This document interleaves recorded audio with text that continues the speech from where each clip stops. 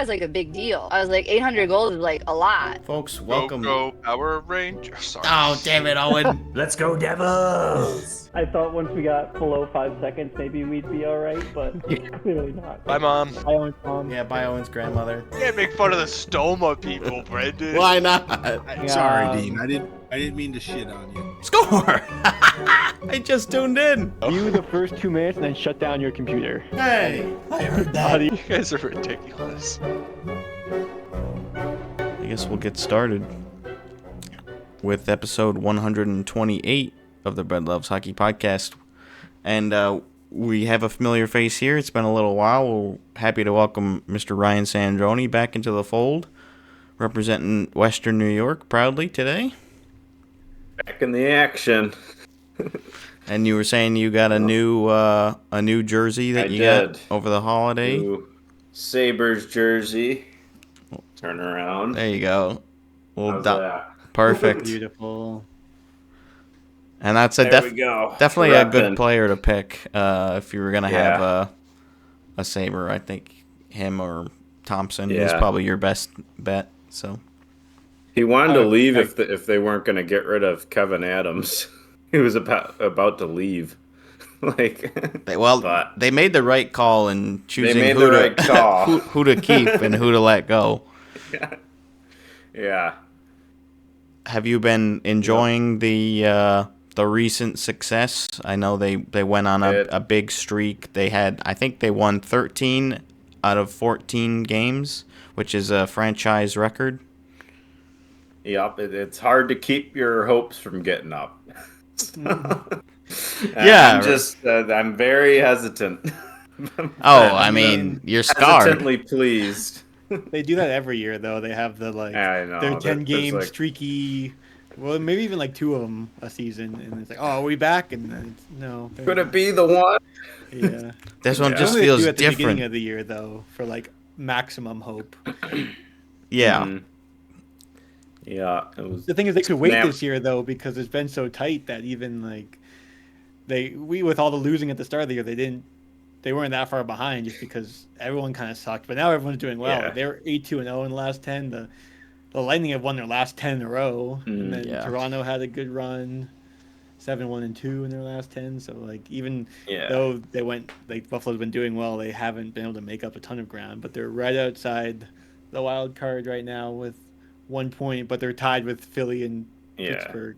So Pretty crowded. They're playing Philly right now, so maybe that'll swing some things That definitely. Maybe. Yeah. one way or the other. You need regulation wins for sure. That's what you want the most, especially if you're playing one of the teams below you. Like they just lost a close one to Florida the other night where they were in it the whole game, and I think Florida ends up winning it with an empty net game-winning goal because Tuck ended up putting one in with like 14 seconds left.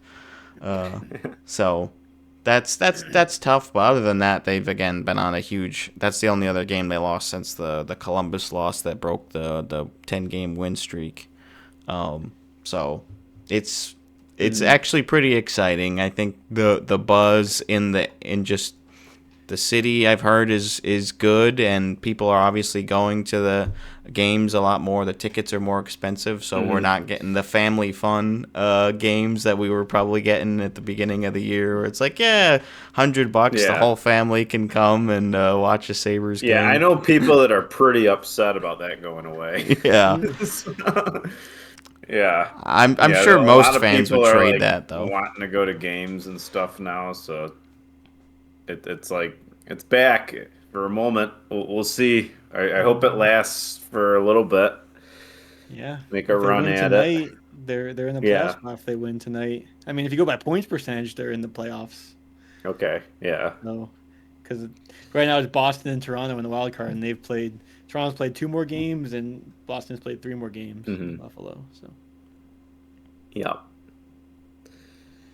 Yeah, that's the big hockey story around here. The football story is another thing, but oh yeah, That story's I'm still being rooting for written. Yeah. whoever wins the Bills or the Broncos. Whoever wins that game. yeah, That's who I want. yeah. That Those are two makes good sense. teams. Yeah, I'm like, why do they have to play each So- other this weekend? Yeah. Well, I like the Sandroni and tickets for I. that. It's like $450 at the cheapest or something. I was curious what Yeah. it was That'd be looking like. crazy. Yeah. Yeah, I was like, I'll just take a look for fun. Like, and I fun. should have known because fun's even when over. the Giants came here, it was like $200 for the cheapest. Mm-hmm. Yep. Yeah. So obviously Ryan and I are both hoping the Bills come out on top after a big win in Jacksonville. Allen And gets his another first nail road biter. win. Oh, that's what they all are, aren't they? Every single game is like right at the end, and they pull it off. But you had to watch the whole game. Yeah. Like, oh my You God. were every play. Like, this has got disaster And they make written some all over it. stupid moves too. Yeah. Oh, and we get more players But- hurt, which is always always too. fun. Hope that isn't lingering. We're running out of wide receivers. Like, there's Yeah. we don't have many left, No. and the defense is a little. I'm like, man, I don't know. Like, We got We're more gonna need tight another ends than miracle. wide receivers. yeah, yeah. And at least I like the tight ends, but it's like, Yeah. shit. Like, we need some actual receivers who Yeah. can run a route. You know. And they didn't even play Cook the last drive, too, because the run was nowhere. They had to throw it. Yeah, and I think Or Denver just push Josh Allen into the end zone. That's an option, too. they did do that. I wouldn't be surprised if they did that again. Yeah, but back to hockey. We'll switch gears. We're hoping to not be disappointed when we come back to you next week. Yeah. But we've still got some time before we're disappointed for the hockey season. As we said, we're getting closer and closer to the Olympic break, which starts at the beginning of February. So we've still got a little bit more than 2 weeks to go. But it's obviously getting a lot more real. And I'm definitely getting more and more excited for watching it because I've never watched the Olympics with NHL player, or hockey obviously, with the NHL players. So I don't even know if I ever even tuned in for Olympic hockey at all. Like, I'm just not a big Olympics guy in general normally. My mom is. She's a huge Olympics, although she's definitely more of a summer fan. But she'll definitely be tuning in. So I'm like, I might want to take some time off during the playoffs portion of the tournament and watch those games. We still don't know what time they're going to be at, do we? They do have the full schedule out. Yeah. I was looking at that last week. Let me look. And the women's schedule The women aren't going to. They're going to be playing. They start a week before, and it's going to be before the rink's even ready. I heard. It's going to be real tight. Yeah, they're I've going to seen be playing more on progress. some other rink, and they're talking about this on Puck Soup. There's they had the Olympics, I think, in 2004 in somewhere else in Italy, and they could just use that rink. It's 2 hours away, and it's the Summer Olympics they had surfing, some completely random place, not wherever the Olympics were held. I don't remember. So it's why don't they just have a rink 2 hours away? It's so spread out anyway, but I don't know. That's not the European way. 2 hours is way too far for them. I guess. Are you kidding me? I mean, they have a good train system, right? They could just put them all on there. So let's see. Wednesday, February 11th is the prelim round. Is this local That's time men's. on the Olympics.com website, or is it changing it to my time? It's got to be local. Right? 4:40 p.m. That's local, yeah. How do I know what time? What think- me time that is? Or no, I think that is your time. 4:40 is really late for them. That's got to be your time, Dean. I think when I meant local, I was thinking local to you. I'm like, wait, that's not helpful. That's not what you meant. Yeah. You meant local to It doesn't Italy. look like yeah. the kind of time on here that would just auto update, but maybe. Let's see. I already looked at this. Let me take another look. Well, if they're different for the two of us, Yeah, there you go. Here, do you want me to put the link in the Google Doc? Yeah, that's a good litmus test there. Yeah. There you go. Pull it up, Brendan. Let's Go see. to February 11th. February 11th. Finland versus Slovakia. Finland Group versus B Slovakia is at 1640, aka Yeah, 440. So that would Same for mean me. it It's is their time. Italy time. So let's go ahead and do a little. I don't know What time is it in Italy? right now. Oh, what is 1:50 a.m. So for me, that's 8 hours. So 6 hours, yeah, for us. So they're 6 8 hours ahead. So it's gonna be that's what I thought. They're gonna be early morning games. So yeah, that one would be 8:40 a.m. for me, 10:40 for you. yeah, okay. Yeah. That's not Yeah. too bad. I mean, I'll be at work for probably all these anyway. Yeah, I mean it'll really be the like I'm wondering when the 11 playoff a.m. rounds start. I have to convert from military time to normal people time and then subtract 8 hours. Normal people time. Yeah, I don't Let use me go. Yeah, let's go to the military. good stuff. Gold medal game is at 2:10 in Italy, so that's real early. That's 6 a.m. on a Sunday. Yeah. I mean, I guess that's 8 like a.m. F1 for me. time. Yeah. Yeah, F1 you got to deal with that. F1 time, they kind of wait. It's like more like 9 a.m. Well, for you anywhere. guys, I guess. on the Oh, East Coast. I guess for you guys it's earlier. There's yeah. some at like 5 a.m. I feel like. Yeah. Yeah. 8 o'clock, But 8 yeah, o'clock. so the bronze and the gold are on the weekend, so that's good. Oh, men's qualification playoff 12:10 local time, so 6 o'clock for us and 4 o'clock for you. So yeah, but that's also Tuesday, so it's like you weren't gonna be watching anyways. I'll be probably getting up when I probably You'll be won't be sleeping. awake until. Yeah, you'll miss it. So yeah, we'll see how much of it I end up actually being able to tune in for. If I do take off a decent chunk of time. I mean, like, and luckily the men's bronze and gold medal games are on the weekend. The women, I'm sure they did that. on the purpose. women's games are sadly on a Thursday, so Mm. probably not going to get as big of a turnout for that. But, Yeah. I mean, probably just other factors there, obviously. Mm-hmm.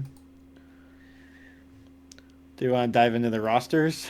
I would love to go and dive into the rosters. Where There's do a you Clarkson want to start? player on the women's. Yeah, I Didn't know actually, I have a list that the Clarkson people I did posted. not know that. Is it Lauren Gable? Like a current Clarkson player Oh. there. Let me pull it up.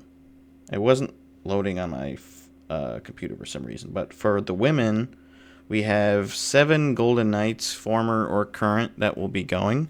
Erin Ambrose, Renata Fost, and Ella Shelton, all names you'll recognize, and they're all representing Team Canada. Michaela Pazlova, you'd also recognize her. Team Czechia, jeez. Haley Wynn, who I believe just graduated, is on Team USA. And then there's 2 current players, Manon Lescaudin, who's 2029 for Team France, and Andrea Turnkova, 2027, Team Czechia as well. And then there's three men's players, Nico Sturm, Team Germany, Lucas Cable, I'm not sure how to pronounce him. He's also Germany, 2022. And Harold Egel, Team Latvia. You guys There you remember go. him? Number 18. Team Latvia. So Big L. I did recognize that name when I was looking through Latvia. I was like, hey, I actually know that guy. Never made it to the show in the NHL, but definitely would be excited to just have him have a good tournament. You know, the Clarkson women had a recent record. They scored 15 goals in a game, Jeez. which is their record. It was against I have against St. Michael's last week and a half ago. I was gonna say it can't be like an ECAC Yeah. opponent or anything No. like that. It's got to be like one of the Canadian colleges Yeah. or one of those other whipping boy teams. 15-0. Oh my was the gosh, score. that's brutal. Crazy. And then we did just have the 10-2 Bruins Rangers game. That was a fun one. Without Geeky, No Geeky, yeah. he missed out. Because I believe it was confirmed that it was his wife was going into labor because she was actually at the game. Or was that that game, or was it the previous one that he left during the game? I honestly don't even remember. But I remember texting about it, but yeah, I mean, I know he was out. I just don't know what it was. But yeah, Husnudinov had 4 goals. Zaka 3. hat trick. So both of them their first hat tricks. Pasta with Minton a with 6-point 2 goals. night. Yeah. Yeah, Minton was. I was like, if Minton They gets put him on the power play. the trying to last get one. him yeah. 3 hat tricks in the game would have been nuts. His wife went into labor at TD Garden. Yeah. Yeah. Okay. So we were like, I didn't hear like that she was pregnant. And like, if there's another family emergency, it's like it's probably not a good situation. Team medical so. staff took her. Probably did. Yeah. Yeah. Luckily, no bad news there, because you always hear like, oh, a player left during the game and they weren't injured. Like that's not a good sign. But yeah, congrats to them. Max Geeky. Max Geeky. I like it. Welcome. Yeah, that's the first time the Bruins have scored 10 goals in my lifetime, I think. I think they said they hadn't scored 10 since like the 80s, and then they hadn't done it at home since like 77, something like that. A while. They were, pretty rare. So that was a crazy. fun one, and of course against the Rangers, and they were wearing their away uniforms at home too for that game, which we were wondering if that was going to happen. They had a little teaser for that. Anyway, we got sidetracked. Let's do the Olympics rosters. We covered Clarkson. We'll touch base on that again. Why don't we just start with good old USA, since that's our group. I mean, I assume we're all pulling for them. Probably, it wouldn't be bad to have a couple backup teams though. But they'll definitely have a star-studded roster. I'm actually boycotting all NHL because players. Jason Robertson's not there, so I'm not rooting for them. But you hate the Stars, right, Dean? That's true. Robertson's okay though. Oh yeah, he's great. And he's definitely on the reserve list. So I'd imagine, if somebody gets injured, he'll be one of the first guys they call up. But I don't know how that works with like is he actually going to be flying with the team? Like, I don't know how reserve players work, or it's just, okay, I know you're in Cancun, but it's your time to shine. Take a flight to Italy and get your skates. Like, I don't know how that works. So okay, I'll just do a quick overview. So we've got the Tkachuk brothers. Matthews still not playing in the NHL, but expected to be returning soon, and then obviously hoping to push for the Olympics. Boldy, Matthews, and Gensel. Larkin, Jack Hughes, and Tage Thompson. Clayton Keller, Vincent Trocheck, and JT Miller, which some people were also questioning a little bit. And then extra forwards are Brock Nelson and Kyle Connor. So mostly the same from Four Nations, and Canada was similar in that mostly the same group coming back. But Thompson is in, and Keller is in, they were both not at Four Nations. And do you remember who was out, or who was in Four Nations and not on this team? I saw that at one point. Was Adam Fox on the Four Nations? I believe he was, yeah. And he is not. And then I know Alex Tuck was they were talking about why he wasn't on it, because there was a whole thing. So I know he wasn't on Four Nations. He was not. who else. I saw it somewhere, and of course it's not here on this particular link that I But yeah, I guess the have, who I were like mentioned some of Jason the Robertson snubs. is the, I don't know if he's still the leading American goal scorer, but a bit of a snub. And then Cole Caulfield, some argued should have been on there. I think he was one of them that was on the Four Nations roster. Maybe. And then Adam Fox, yeah. Like, I'm just going through the list. I guess Lane Hudson, he's kind of like, I feel like they're hesitant about the young players. So Yeah, for D, they've got Quinn Hughes, Charlie McAvoy, Zach Werenski, Seth Jones, Jacob Slavin, Brock Faber, Jake Sanderson, and Noah Hannafin. yeah, it'll be nice to have Quinn Hughes because obviously he didn't play in Four Nations. Yeah.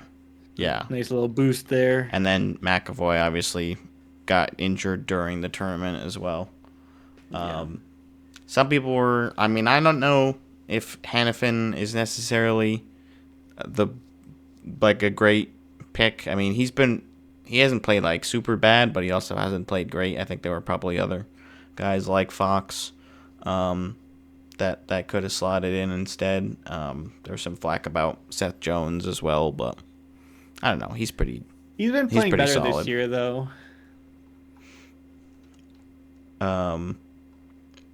Yeah, I can't. I had a list somewhere with some snubs and some other notable exceptions, but I have since misplaced it. So we'll move on to the goalies. Hellebuck, Ottinger, Swayman. No surprises there. Same group as Four Nations. I mean, maybe that they haven't had the best seasons. Like Hellebuck has had some struggles. Swayman has been up and down. Ottinger's, I think he's been pretty good, but yeah, I mean, you obviously start Hellebuck, and if he has a bad game or two, then you're like, all right, Ottinger's a good backup. Like, just throw him in. Like, you have so many options, which is good. Oh yeah. Yeah, Goss Despair is another defenseman that could maybe get some mention. He's been playing well. He's certainly been passed around our fantasy league. He had some injury issues, but I had him for a little bit. I had him. I think I drafted him, and then he got hurt, so I dropped him, and someone took him. Owen had him, He's and been everywhere. Like, There should be an injured reserve spot for these players that are gonna leave. Oh yeah. Well, I mean, it's gonna be. There's not gonna be no games anyway, so like during the. Okay. There's no NHL games. yeah. So That would be crazy. Can you imagine like the Olympics happening? Olympic like, roster. Like, You're like, well, everyone we're gonna have to drops play a our bunch of players. NHL games with other superstars, I guess. You Oh either my take the risk of That leaving would them be on your funny. roster, or you drop all your players, win a few games, but then you have to like try to get them back. Yeah. You're like your team is obviously not very good, and then so you actually have a lot of players that are still playing.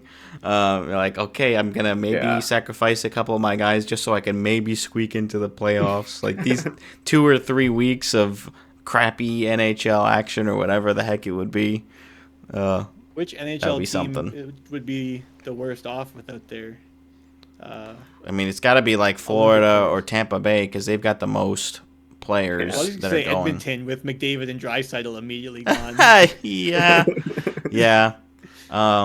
Probably some teams where their goalie is gone too. Yeah. Colorado. I guess the best teams probably. Yeah. The best, right. But Makar definitely, McKinnon, just poof. I mean, I definitely think the Florida teams would be pretty decimated. Like, no matter how much depth they've got, like you lost like your whole top 6, a couple defensemen, like But also part of that is like some depth isn't the guys GM too. The Tampa or like John Cooper is the coach of Team Canada. I know that. yeah. So it's like they're gonna have some Tampa guys there. Yeah. Who picks the teams though? Isn't it also some of the GMs? There's general managers, yeah. Like Bill Guerin is the GM for Team USA. And there's other members. Doug Armstrong. Doug He's for Armstrong, Canada. okay, yeah. But only the players get medals. I don't know if you knew that. The coaches don't. That's okay. Interesting fact. I'm fine. I'm fine with that. I mean, Yeah. they weren't out there. Do you get anything like? Is there There's not like a trophy or anything. It's just the medals. Just I think gold, so. silver, bronze. That's what I. The only trophy you need. Yeah, they've been doing that for a long time, obviously. Yeah. So yeah, we're hoping. It's been 40 plus years since USA won gold at men's Olympics. So it's gonna be a tall task, but on paper they've got one of the best teams, and I would say Canada would be, of course, your next big rival there, big front runner. They've got Celebrini, Sorelli, Crosby, Hagel, Horvat, McKinnon, Marchand, Marner, McDavid, Point, Reinhart, Stone, Suzuki, Wilson as the forward group. And then Doughty, Harley, Makar, Morrissey, Parayko, Sanheim, Theodore, Taves, Devon Taves, not Jonathan, obviously, and goalies Bennington, Kemper, and Logan Thompson. So, I mean, right off the bat, I think goaltending is the weakest link, of course. I mean, I do think Logan Thompson is a pretty good goaltender, but then Bennington's been absolutely brutal this year, and I've never been in love with Kemper. Like, he could have a good season, but I think that's definitely their weakest link. They've got a great defense that they're so big. Obviously, Cale Makar is going to be a big factor there. And then I mean, you've got Crosby, you've got McDavid, you've got McKinnon. And Celebrini obviously is getting into that echelon too. That's a fun one. I'm glad he got on the roster. There was debate if he or Bedard or both would get on, but Celebrini's had such a good year. They had to. There was just no argument, I think, ultimately for not with the way he's played this year. It's what are we missing from his game as an 18-year-old? Is he 19 now? Yeah, 19. He's 19. He's just out. He's just been playing outstanding. He's one of the best players in the league already, which is crazy to think about. Along those lines, Matthew Schaefer was in the discussion too. He's had an incredible start. I mean, this is his very first rookie season, so there's debate there. But I say you should have at least gotten him as a reserve. Just had him there, have him play against Italy, just to have some Olympic games, some experience at that high level of hockey, I guess. I don't know. Based on him just immediately stepping into NHL, I feel like he'd be able to just step into Olympic hockey too. And he looks so good. His numbers are we haven't seen numbers for a rookie defenseman like this either ever or since Bobby Orr, basically. Mm-hmm. And that's not an exaggeration. He has just been so good, and I mean, everything about him, as a hockey personality, as a player, that's exactly what you want on your team. So Zane has been very, very, very happy this year, enjoying his Islanders hockey. Mm-hmm. There were a couple. There's always going to be with Canada. There'll be some notable names missing. So no Sam Bennett was a big one. He was in Four Nations. I bet he's still you want that type of player on your team in a big tournament. He obviously steps it up in the playoffs as well. Yeah, that's true. So that was a little bit of a surprise. They got Tom Wilson instead though, so yeah, but he's a good. Different. I mean, he's a good player offensively too. I think they both can put the puck in the back of the net. Well, do you think since it's international and slightly different, they're we don't trust Sam Bennett out there? That could have been a factor. I'm not going to rule it out. And then Konechny and Seth Jarvis were also on the Four Nations roster and didn't make the team this year. I could see Jarvis slotting in for one of the other Tampa players Hagel or Sorelli. I mean, Sorelli's great defensively, so I get it, but I could definitely slot Jarvis in there instead. So overall, they're going to be great.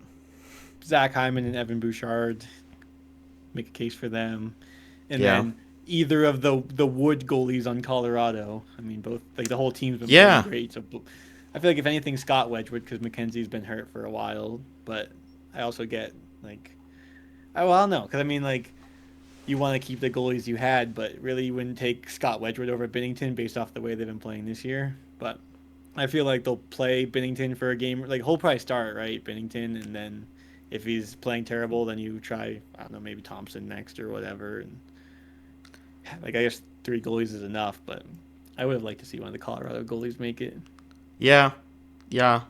I wouldn't be opposed to having Blackwood or Wedgwood there, with the way that they've been playing this year. I get it, I guess, from, Canada's point of view, where they bring in a lot of the same guys back from Four Nations. They obviously bring the goalie that won them the tournament back in Binnington, but it's man, some of it was on him, of course, but they also have McDavid. It's like that. That's got to be a factor. So those are the big two. All right, where are we going next? You want to pick our next spotlight country, Sandroni? Oh, are there any Italians? So Italy does have their own team. They're the only roster. We don't have the full. They haven't released the full roster yet, but They're still trying to find them. Yeah. Do we have 20 guys that can skate up for Italy?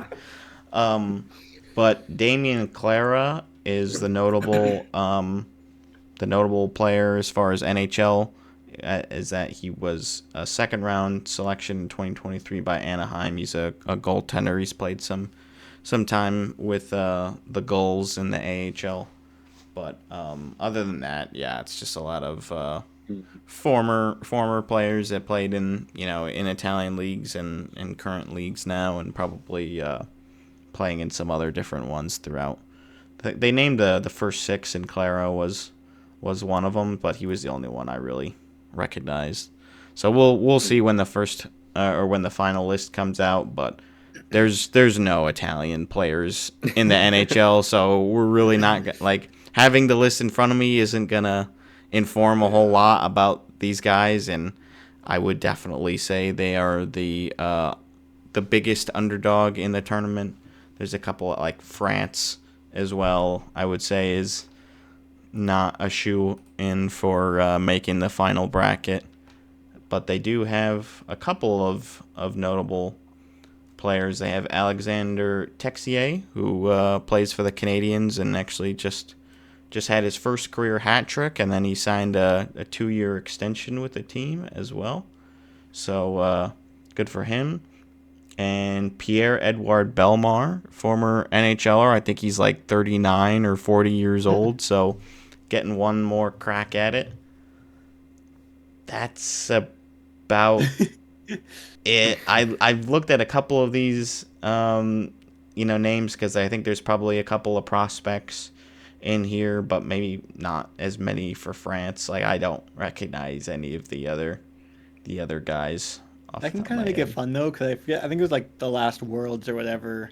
One of the teams had their goalie was some 40-year-old dude that's he's a legend in that country, but he just played in whatever league in that country, so no one really heard of him outside of wherever he was playing. But he was pretty good. He was having a great game. It's I've never heard of this guy, but good for him, Yeah, I'm sure there are some guys who could perform well on the big stage, and I was never really had the opportunity to make waves in North America, and so not a big global spotlight or Western spotlight. But I won't obviously go into all of the individual French players, because it's not going to do you to name each one. Anybody any good to know Florent Douay is on the team. Louis. Kevin Bozon. Love that name. So, Johnny, is that your first time wearing that jersey? No, I've worn it a few times. I wear it Christmas. Is it your first time wearing it during a Sabres game? While they're playing, yes, I Because believe Darlene so. scored, And so they they might are be up lucky. 2-0. Let's Look at that. With go. Darlene scoring. Let's so. go with Darlene scoring. Hell yeah. He's And on my fantasy Samuelson. team too. Couple of There's a power play defensemen. goal, so even better for your fantasy team. Owen traded Darlene to me for Cousins essentially, and Nice. happy with that. Yeah. Yeah, he's great. Glad I'm not playing you this week. Last week I kind of took the L to Dean's dad. Oh, yeah. As I that think I guy. had a good week last week, but I had I think I ended up with the most points over the second most or something. Like everyone just kind of had a down week. Yeah, I had the most points with 223, which is like not the highest we've seen by a long shot. But Now 2 weeks ago I had an awesome week. Did I play Brendan that week? Oh, yeah. oh Yeah. 282. You were going That was an off. amazing week. I'm like, Jesus, I don't think It's I weird just because couldn't it seems do like, anything. like And then week to last week I was like, okay, I got to take an L. There's no like finagling around with this lineup that I can do to win. I figure either Well, everyone gets like- a lot of points or no one does. It's like Yeah. either there's a lot of scoring that week or there's not. You know. Mm-hmm. And this week I'm crushing it. It's like Oh yeah. gonna be up and down. You're the first team to hit 100 this week. Yeah. I'm playing Zach this week, so it's probably not going to go well, but still setting the Pretty lineups. close. I made a couple waiver moves, or not waiver, I mean, he's lost free agent 4 pickups games today. now. Not like the early season Zach. That's true. His guys have lost their luster. Mm-hmm. All right, how about team? Oh, okay, yeah. go ahead, Dean. I was gonna say while we're on this Sportsnet article that has Latvia and Czechia. Oh, that's what I was gonna say. Latvia. Okay. Run through both of those as well. Which one would you like to do first? Let's do Latvia. Okay. Don's Lochmelis. Don's Lochmelis. Prospect. Yeah, He'll he's be there he- with Teddy Bluger. Teddy Zemgus Bluger, Gergedson. Rodrigo Rodrigo Abels. Abels. Yep, he spent a little bit of Must be a time in the young league. guy. I think he's probably had like 2 or 3 seasons. He's playing right now, I think, Oh. against Buffalo. Uvis Belinskis. Stanley Cup winner. Was it Belinskis? I think it's Belinskis. Let's see. Albert Smits. 2026 draft prospect. 61 games played for Merzlikins. Abels. Yeah, Merzlikins. Yep, he's decent. not great, but they don't have any. I mean, and Shilovs as well is He's also gonna be your good. starter, right? They'd probably go with Shilovs, yeah. But I don't think. I mean, they could definitely swap it out. Oh, yeah, Christians Rubens has also spent a little bit of time in the league, and we mentioned Harold Zagel. I think that's pretty much it for the known ones for us, anyways. Czechia has the most NHL players of these 3 teams for sure. Definitely, yeah. Pasta and Zaka from the Bruins, Andre Palat, Mari Natchez, David Kamps, Thomas Hurdle, Radek Faksa Tomasz. all on forward. And you got Radko Gudis, Filip Ronik on defense, and then 3 NHL goalies in Dostal, Vladar, and Pamelka. All Decent. all decent. I don't know if and like Dostal has not had a great year, but I think they're all serviceable. Pamelka has played a lot of games, so I think for maybe some Mammoth fans are like, maybe don't play every Olympic game, please. I thought Dostal had like a good streak at one point. I think earlier in the season he did, and then they were just kind of overworking him, and like So I mean, the team's been cratering lately too, so that doesn't help anyone's numbers. maybe he could get hot at the right time. Who knows? And then carried it over into league play, maybe. Yeah, Kubalik as well. Kasha, Andre Kasha, former Boston Bruin. Jan Ruda, Michael Kempney, Radim Šimek, a couple other notable NHL names that are not with clubs right now. So let's see who else we got. Sweden, they're definitely they're gonna have mostly NHLers.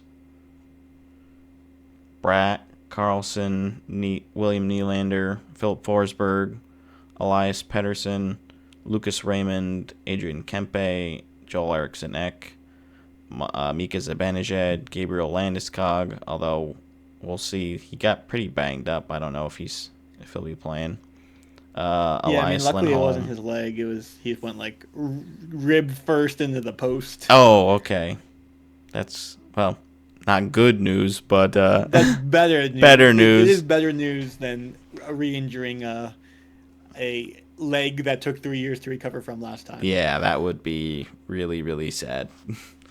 And then Ricard Raquel, Alexander Venberg, and Pontus Holmberg as well. So obviously all NHLers for the forward group. A pretty solid list. You got mostly veterans, and then you've got Carlson, Leo Carlson in there. Holmberg's a bit younger, but a lot of these guys are on the and Raymond as well. A lot of older guys though. And then Hedman, Dahlin, Forsling, Eric Carlson, Brodin, Rasmus Anderson, Ekman Larsson, and Philip Broberg, who just signed a big extension with the Blues, 6-year deal, $8 million per. So converts that offer sheet into a big extension with the team. So I mean that's a good defense. Like there's no doubt about it. Hedman, Dahlin, Forsling, and then Brodin playing on your third. And Carlson's still decent. I'm not gonna poo-poo him too. Oh, did he? Yeah, yesterday, lower body out 2 weeks. So I mean, he should be fine. Okay. Yeah, but definitely should be fine.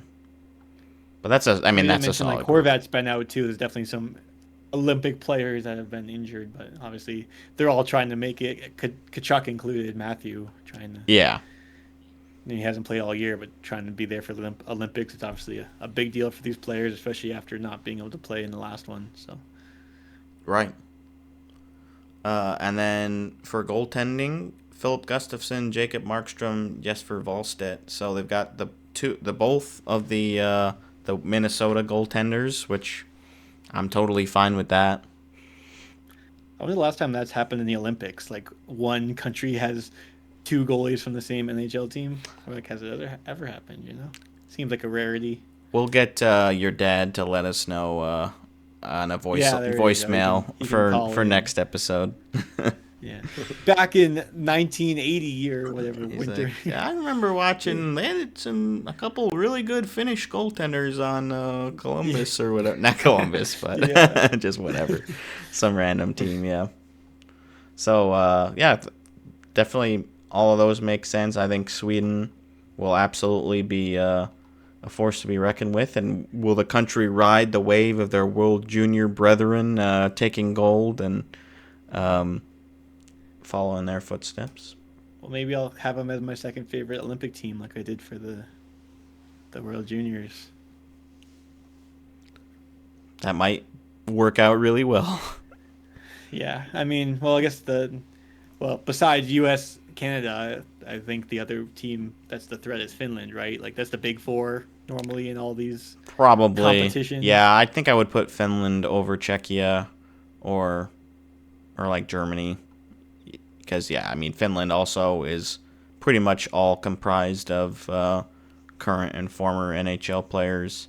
Aho, Armia, Granlund, Haula, Hintz, Kakko, Oliver Kapanen, who's had a sneakily good rookie year for Montreal, Joel Kiviranta, Lehkonen, Lundell, Luosterainen, Rantanen, of course, Teravainen, and Tolvanen round out the forward group. And then Heiskanen, Henry Jukiharju, Mikko Lehtinen, who's the only not current NHL player, but did spend some time with the Toronto Maple Leafs. And then Esa Lundell, Olimata Maanpalo for Ottawa, Nico Mikkola, and Rasmus Ristolainen. So I think their defense is probably the most suspect for Finland as far as the big four. Like their D, I think I'm the least impressed with. Not that they don't have capable NHL player. Like I think Lindell and Heiskanen are both great, but that's kind of where I draw the line comparing to the other big four. It's like, ugh. And then Luukkonen, Lankinen, and Saros as the goaltending group. Yeah, I feel like the fact that Jokiharju made the Olympic team is telling of the Finnish defense. Yeah, and Matt and Paulo probably as well. Same thing. It's like there's just not a ton of solid Finnish defensemen in the league. I think I said same thing with Russian defenders. It doesn't seem like there's a ton of Russian defenders that make it big in the NHL either. Obviously, no Russia at this tournament, so that's the other. Would normally be a big powerhouse team that's not present, but it's nice seeing Tolvanen make it though. He's had a good year, and no Barkov too, which is tough. Right. But who did you say you were happy to see make it? Tolvanen, yeah, he's bounced around, but he's had a good season with Seattle. I mean, the whole team's been kind of streaky, like we've talked about, but they're on the up right now. Mm-hmm. Good for them. So yeah, again, I think the forward group is definitely one to contend with the other big groups, but I don't know if Finland's my front runner. Where are we going now? To the Roman Yossis. The Roman Yossis, aka Team Switzerland. They've got some guys for sure. Oh, this all link is NHLers. No, not all of them. They have Yager, or is it probably Jaeger? It's definitely not the Yager that we all know and love, because he is not Swiss. Is that where are you seeing that guy? Well, it's Jager instead of GR like Yager. Ken Jaeger. He's under Heischer on the forwards. Oh yeah, look at that. But yeah, so you got Kevin Fiala, Nico Heischer, Philip Kurashev, Timo Meyer, Dennis Mulligan, Nino Niederreiter. Love that name. Pia Suter. And then as far as NHL defensemen, it's Yossi, Dean Kukin, who NHLers, not anymore. Former Columbus Blue Jacket. Christian Marty, I guess. JJ Moser's pretty good. Yeah. Jonas Siegenthaler. Decent selection. Decent. And then goalies, you have Akira Schmid, and that's it for NHL guys. I didn't realize he was Swiss. This is also the time of year where I'm like, oh, that guy's this nationality. Yeah. Most of them, I'm like, if you really had to ask, like, I could probably piece it together, but there are some where I'm like, I don't remember if he's Czech or if he's Swiss or if he's Danish. Like, I'm not sure. Yeah. But it is a good refresher. Like, oh yeah. Definitely, I don't know if I would have remembered that Schmid was Swiss, if obviously not for the Olympics. Sure. But yeah, he's the only NHL guy. Or actually, so Rito Berra, 39-year-old, 76 career NHL games across four different clubs. The other guy, the Leonardo Giannoni, I think, is the goalie I remember playing. Silver 3 times at the World Championships last 2 seasons. 2024-25. This is the guy I was thinking of. That's he funny. Won silver. 5-0-2, a .99 goals against average, .953 save percentage, 4 shutouts in 7 games. I see why he won MVP that year. This was just last year. Wow. This dude's legit. So maybe Schmid isn't a lock to be the starter. Got a couple of veterans and then 25-year-old Akira Schmid. Because he never played in the NHL. That's like, I feel like everyone in Switzerland probably knows this guy, but yeah, like he just played his whole life in Switzerland. I wonder if he's ever played in the Olympics before. He's always been in the Swiss A League. Probably then. I don't know if Switzerland has always been like the last time, well, actually, I guess last Winter Olympics he would have been So he conceded eligible 1 goal in the last in 5 Beijing. World Championship games he started. 80 saves on 81 shots. This includes shutouts against USA, Hungary, Austria, and Denmark. With his 12th career World IIHF World Cup shutout, he equalized the all-time record. Damn. Yeah. See, these are the kind of nuggets you get when you're deep diving into the some of the not lesser, but the non top tier countries teams. So that's fun. Someone commented, didn't know this was a that. Reddit post, and someone commented, I'll never understand why he wasn't in the NHL. And someone was like, he makes more money than he'll ever need, and he gets to live in Switzerland instead of the U.S. If you see his interviews, it's pretty obvious he's not interested in fame, glory, or riches. He just wants to live in peace. Sounds like a Swiss guy. My guy, yeah, he's like, I just want some chocolate and Mountains. I mean, the other thing is he's Mountains. 5'10", but at age 38, I guess if you came in, Tim Thomas wasn't a big goalie, and that was I don't know how old Tim Thomas is, probably a little older, but big goalies weren't a thing until pretty recently. Yeah, I think the I emphasis guess on he's the big 51, guys. so maybe not if you want game in the league even, I don't know, 20 years ago. Probably still be a little late.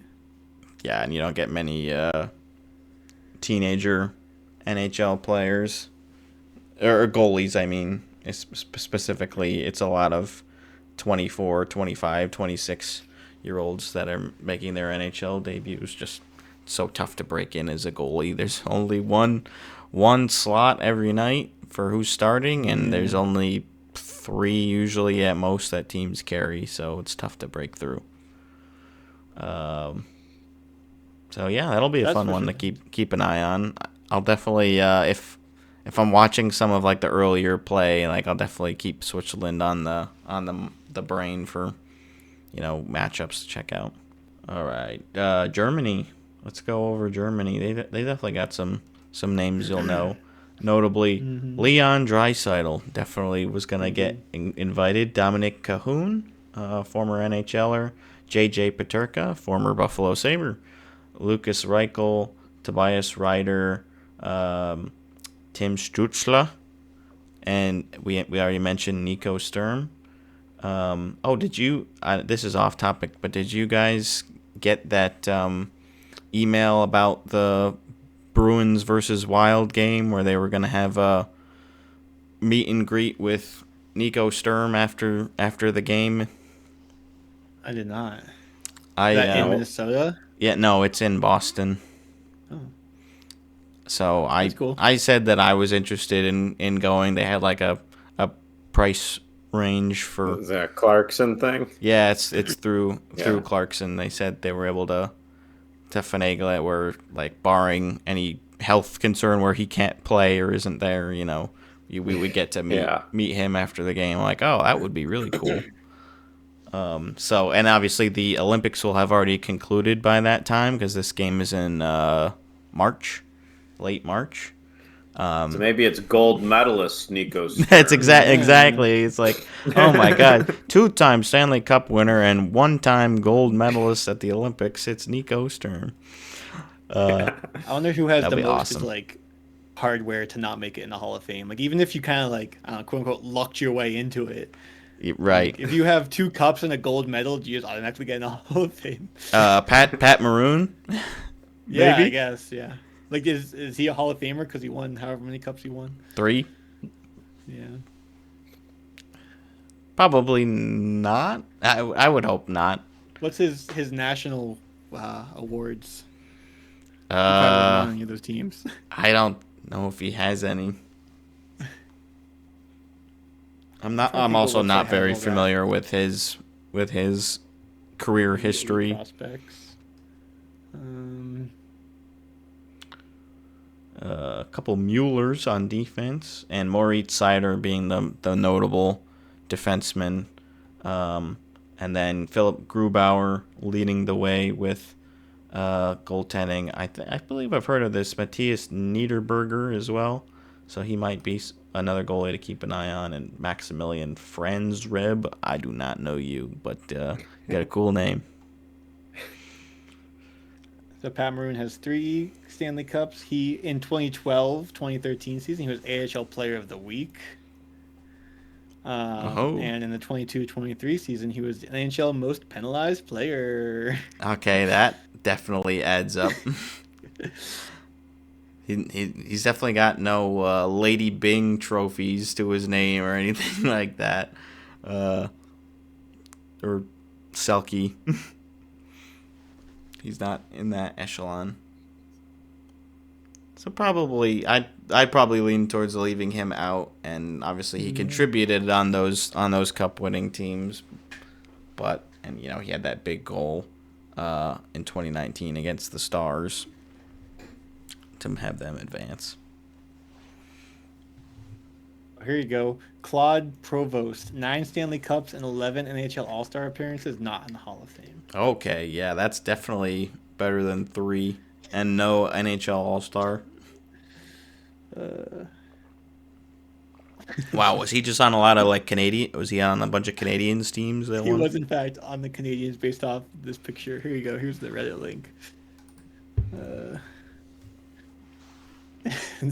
The comment that had me laughing was the first one that says, "Picture that age of 19."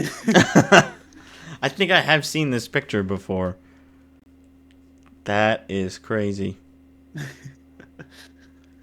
Pack-a-day smoker for 17 years at the time of the pick. Also known as Don Flamenco and Mike Tyson's Punch-Out. I actually know that reference. That's hilarious. Wow. What a Chad. I mean, what a Claude. Yeah. All right, let's go over Denmark. We don't have that many more Olympic rosters left, so we'll go through them.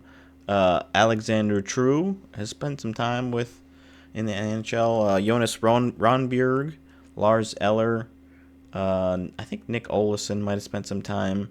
Nick Ehlers, Oliver Bjorkstrand, Oscar Fisker Molgaard. Apparently he was with the Kraken. I actually did not know him, but good for him. Me either. I don't recognize any of the defensemen. They're lots of Jensens. They've got a Nicholas Jensen and a Nicholas Jensen. The Jensen family. The Matthias Jensens. Lassen. They got to have the N's and the S's and the Freddie J's. Anderson in that. Freddie Anderson and Mads Sogard. Owen mentioned, I think, last episode, their 4th string goaltender makes the roster. So at least they got a couple of competent goaltenders. I don't think Anderson is crazy good, and he's obviously battled injuries throughout his whole career. But yeah, they've got some serviceable guys. Similar with both Germany and Denmark. The defense is not blowing me away, so that's going to be your biggest struggle. And I think that'll probably be the same for, I believe this is our last team, Slovakia. Mm-hmm. Oh, goodness. Thank you. Okay. Let's see. Dalibor Dvorsky, St. Louis Blues forward. Pretty good. Martin Pospisil, Pavel Regenda, Uri Slavkovsky, and Tomasz Tatar, who's not currently in the league. Gloss over Bruins legend Peter Cehlarik. Peter Cehlarik, I'm so sorry. I did not mean to slander you. I just did not know you were. Let me count. He played 40 Ruzicka? games for the Bruins between 2016 and 2020. Well, my apologies. In the 1920 season, he played 3 games and he had an assist and 2 penalty minutes. He's made an impact then. Yeah. Very prestigious. He played enough for me to remember, but I guess I watched all enough to be an Olympian. Games. Actually, no, because I wasn't really watching every game until. Oh yeah, I guess that was college. So, yeah. You were probably watching most of them. He was a 3rd round pick. Good on him. And then on defense, we've got Eric Chernak, Martin Faravari, and Simone Nemec. And Martin Marincin, Martin Marincin as well. And then I do not know any of the goalies. I can't say that. Hlavaj. Is it just Lavage or Lava?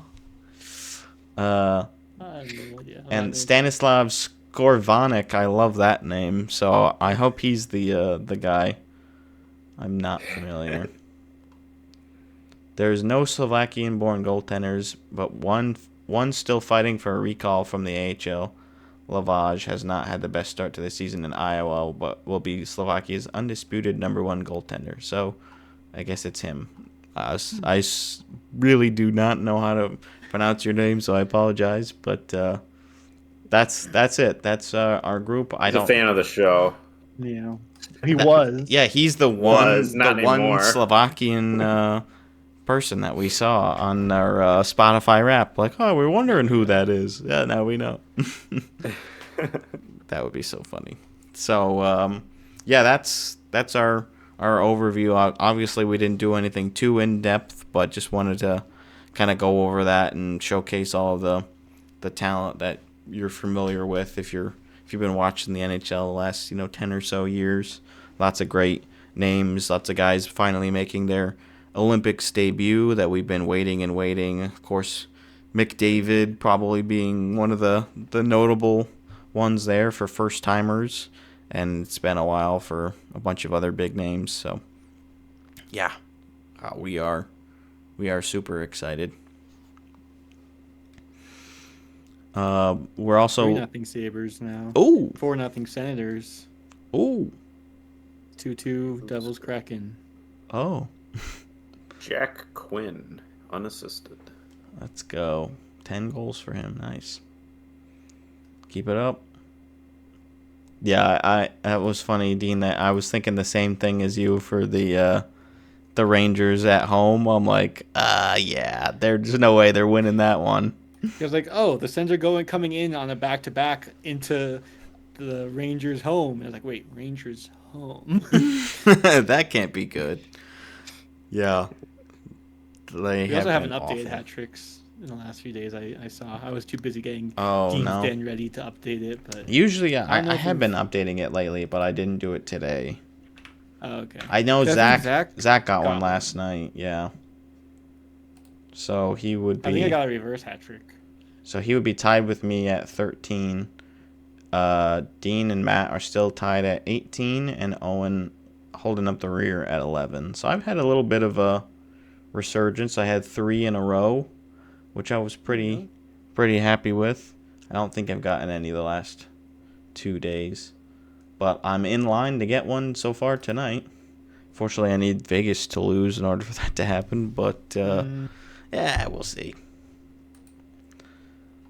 And then nothing very interesting in Pass the Cup besides Toronto has had it for, I think they're on a 4-game streak. Oh, actually, wait, I have a point because Utah just won.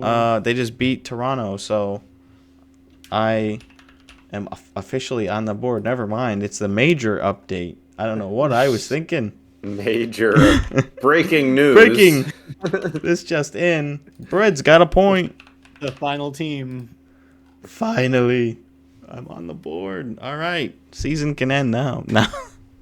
Let's get a big streak for Utah, please. Utah plays Dallas tomorrow. Good luck, Brendan. Dallas hasn't been playing that well lately.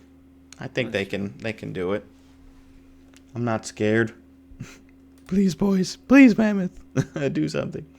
What else is cool is that the Sabres are going to be hosting the 2026 NHL entry draft. Is that something that you could see yourself attending in person, Sandroni? If you come out here, I'll go. It would be fun. Be fun. It would be fun. It would actually be fun. You can give away stickers and stuff. Yeah. Do some prospect interviews. Yeah, I've never been to anything like a draft, so I wouldn't know what to expect. I would definitely want to go. I mean, I'm sure everyone wants to go on the first day because those are if anything, like you're going to be prepared to know those names At least The good day. the first, I don't think I'd 10 want or to go so. the second day. Yeah. I mean, unless like your team has a bunch of picks, it's like I'm just here to hear who my guys are gonna pick. Yeah. Yeah. Probably a lot more chill if you want to just like hang around, I guess. I don't know. Or get a trade broken. Maybe. Because I did watch some of the second round last year, not in person, but on TV, and there were a couple of trades that broke during that, which were fun to hear. So I think that would be fun. I don't know, like if Sabres season ticket holders get like access to tickets for the draft early. I'm sure they get something. Or a perk of some kind. Yeah.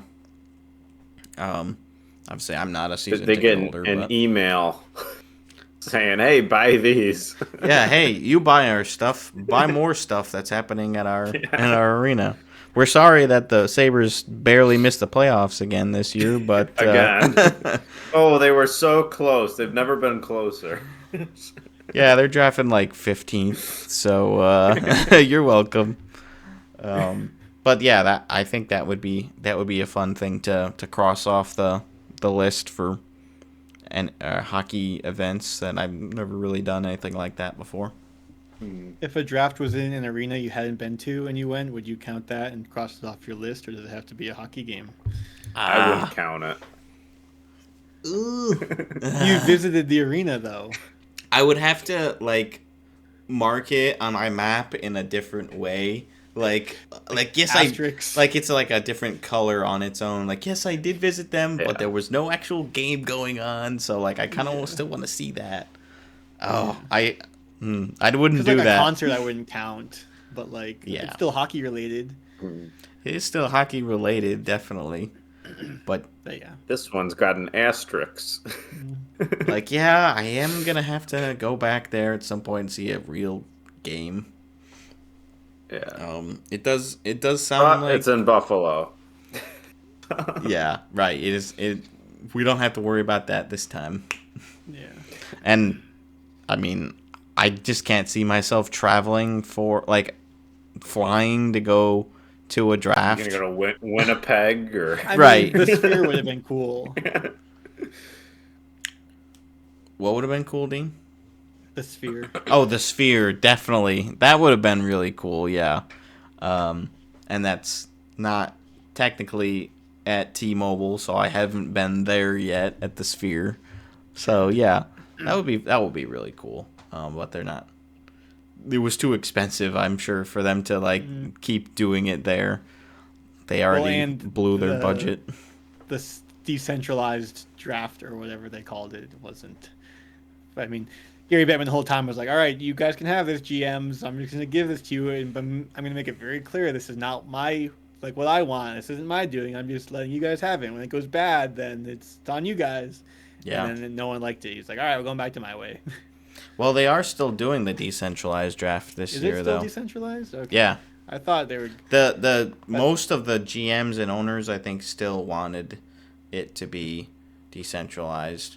Probably money reasons for the owners and maybe for the GMs too. They just don't want to have to deal with traveling, especially the ones that were like just doing stuff in the playoffs because it's obviously ending so close to when the draft is.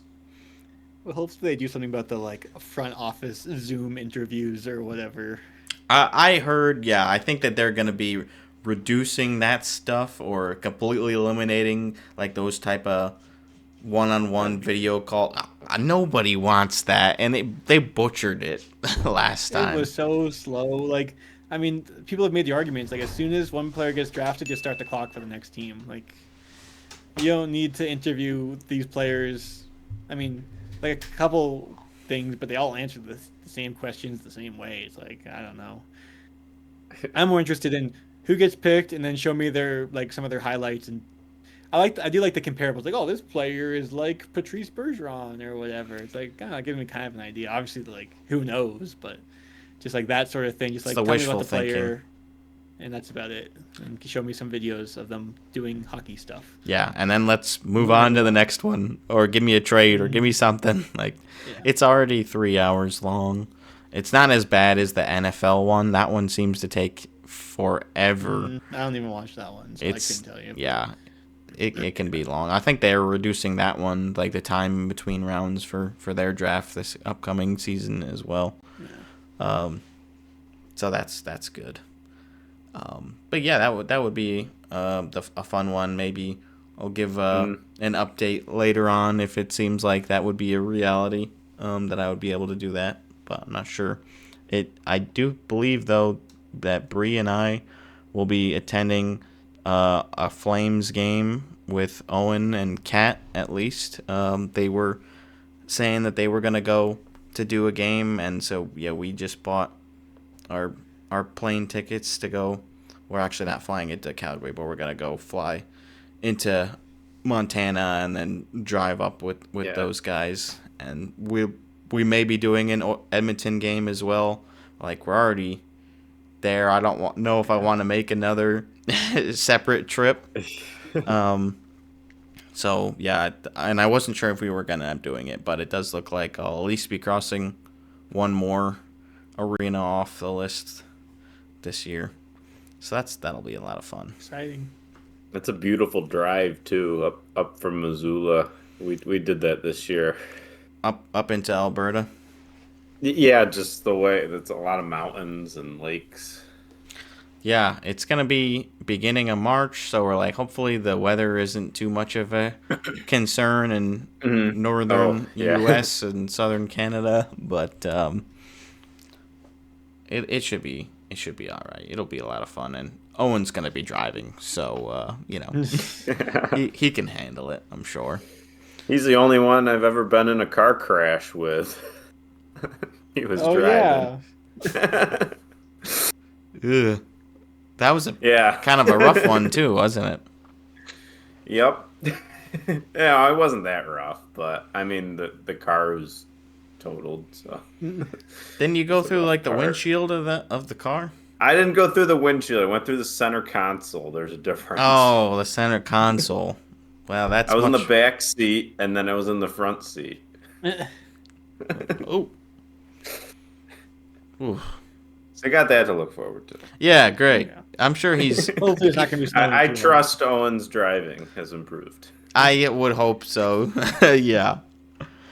So yeah, that we'll keep you updated on that. And then Bettman did also mention that new Highmark Stadium would be eventually getting their own outdoor game at some point to celebrate, the opening of that next season. So that's that what they're calling it? New Highmark Stadium? Or is that a placeholder? I believe that's the name. Maybe it is just a placeholder, but that's the name I've heard is new Highmark Stadium. I haven't heard anything. Yeah. Yeah, in 28, right? In a couple of years. I don't know if they've announced it yet, but I think that's what I saw. I don't know. We know that the Winter Classic for next year will be in Utah, and so maybe it'll be a Stadium Series game or a Heritage Classic, because they've done Heritage Classics with Toronto before. So they don't have much in terms of details, but I'm sure it's something that's been on their minds, and they're like, whenever we can fit you in. Every team, I'm sure, is like, when are we going to get to play a game, and when are we going to do it? Vegas, when they played the Winter Classic in Seattle, they were like, okay, but just know that because we're the away team, we would like to get a outdoor game in Vegas at some point. And Bateman basically said, like, noted, like, yeah, okay, we'll put you on we'll put you on the sand. Yeah. That would be. I would be excited to do that. I mean, they'd probably just do it at Allegiant where the Raiders play, so it wouldn't be like anything super exotic, like playing in the desert or anything like that. But a night desert game would be really cool. I mean, it's obviously it gets cold in the desert, so you could potentially make that work. But you gotta have a stadium or something already in the desert somewhere, and that people would actually want to go to. It's not like they're going to build a whole, 50,000 capacity temporary arena in the middle of nowhere in Nevada. But Maybe they would. I don't know. They're crazy. Maybe they would.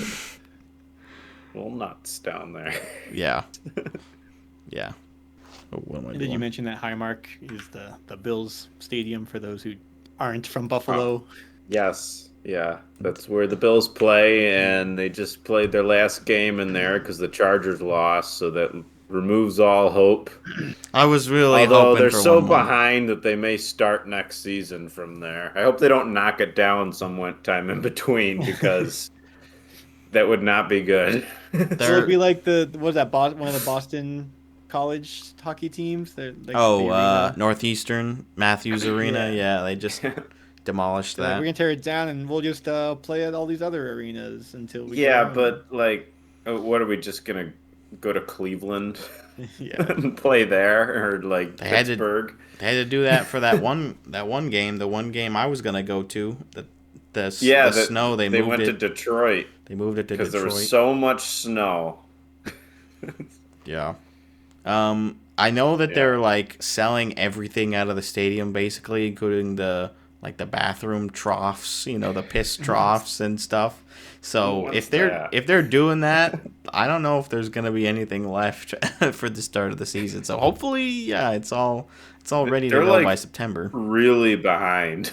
So Wow, it's I had up not- in the air whether they're gonna make it. I had not heard that. I thought that everything Yeah. was pretty much on schedule. I did see there was like a random fire at the stadium at some point over the last couple of weeks, which was kind of a concern. Yeah, I didn't know that they were behind schedule. That's a little concerning, I guess. Ooh. Yep. But I'm sure it'll work out. Just like They'll the end up- Olympics arena, it'll all work out. Yeah. Yeah. They'll get it If done. they have to play it at the University of Buffalo campus, so be it. Play Probably in, the only football field around. play at St. John's where they have the Orchard training Park camp. High School. Yeah. Yeah, like we're basically already here. You guys just pack everybody in. Tiny down little the thing. road. I heard for the Olympic arena how there's like before the game they're gonna be in one locker room and then they'll have a different locker room for the intermission or something. Really? How much is there's like the ice will be ready, but there's like the special suites for all the rich executives and people going. It's like there's not going to be any of those accommodations, or it's going to be very bare bones. But the ice will be there, is what they say. So it's all you really need. Yeah, I did see they were still working on the locker rooms. I'm glad that they prioritized the ice first, because that's the bare minimum you really need in order to get things going.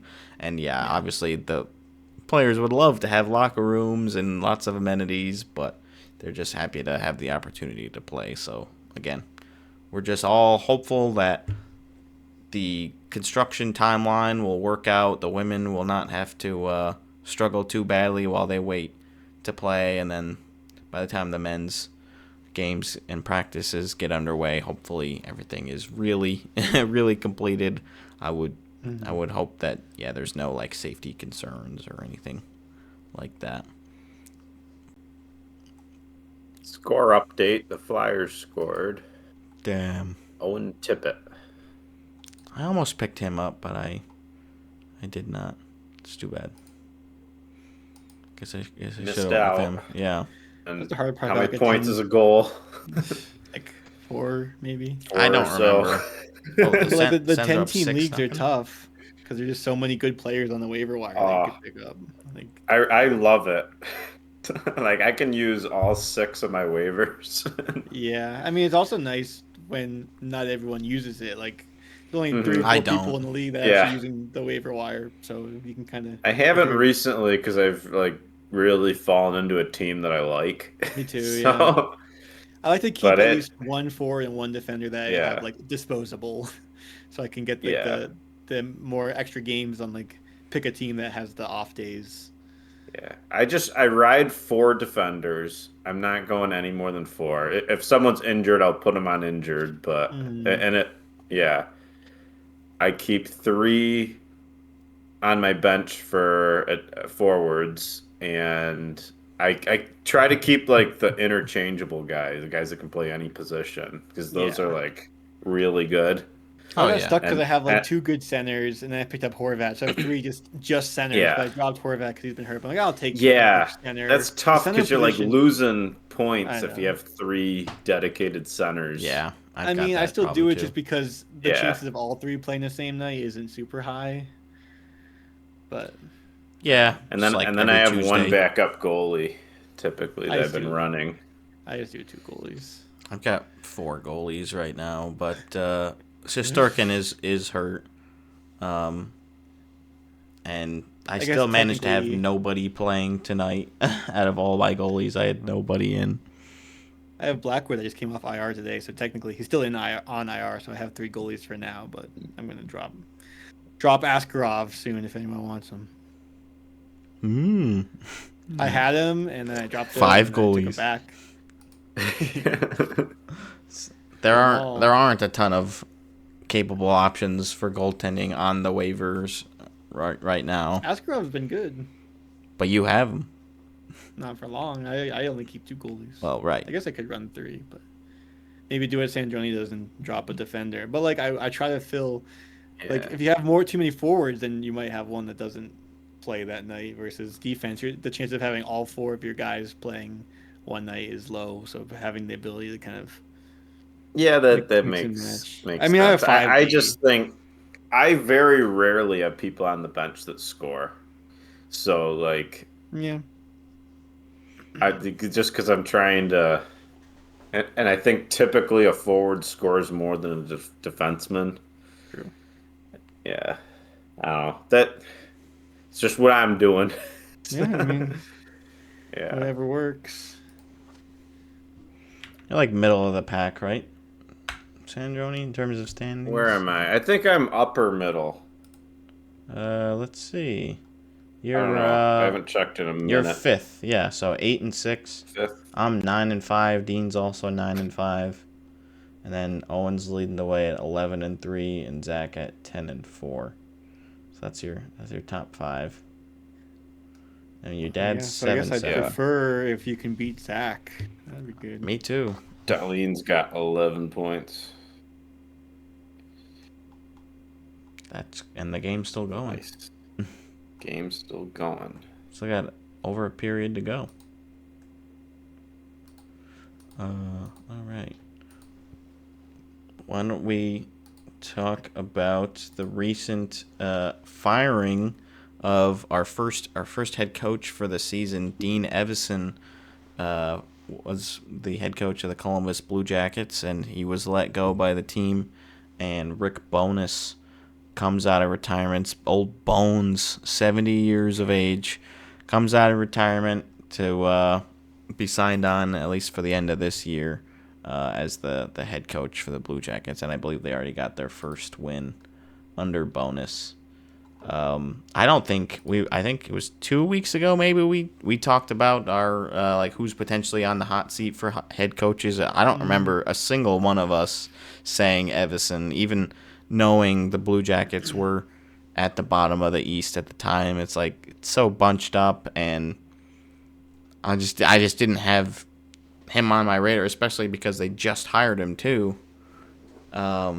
I just didn't have him on my mind as being one of the first ones to go. But it seems like most Blue Jackets fans were okay with that. They blew a lot of third period leads under him this year, and that's gonna take a toll. Obviously, you never want to be consistently blowing leads. So now we've got. I mean, yeah, I wouldn't be surprised if Evason got picked up by somebody else, and maybe this will start a bit of a chain reaction. We see that every once in a while, where one head coach gets let go, and then another team's like, I could make an upgrade, kind of like what St. Louis did with Drew Bannister, firing him and bringing in Montgomery as soon as he got let go by Boston. So you could see something like that happening. Like 3 days. It was not long, yeah. There's a couple other, like Pete DeBoer is still available, so there's a couple other names that are out there. Again, I thought Utah would be one to look at, but they're starting to do a little bit better, so maybe they'll ride it out. A couple other teams that have been sort of cratering lately that you could see. Like, I don't know, the Anaheim's probably not going to let Quenneville go after this being his first season, but the recent skid is definitely concerning. So we'll keep an eye on that. But I was definitely a little surprised. Did you guys see that McDavid is on a 20-game point streak? I had not even noticed. just kind of what McDavid does. So yeah, I think this is his first ever 20-game point streak, but they got to be tough to come by. Which is funny because he started off pretty slow for McDavid for his level. standards. Sure. Yeah. Those days are over. Mm-hmm. And I mean, I guess that's good for him and the team to. Again, the team has slow start too, so.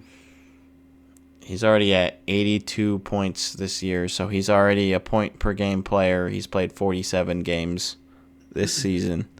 What do you have that one year, like 150 points or something? Like Yeah. 100 assists. He had 153 points in 2022-23, and then that following year he had 100 assists for 132 points.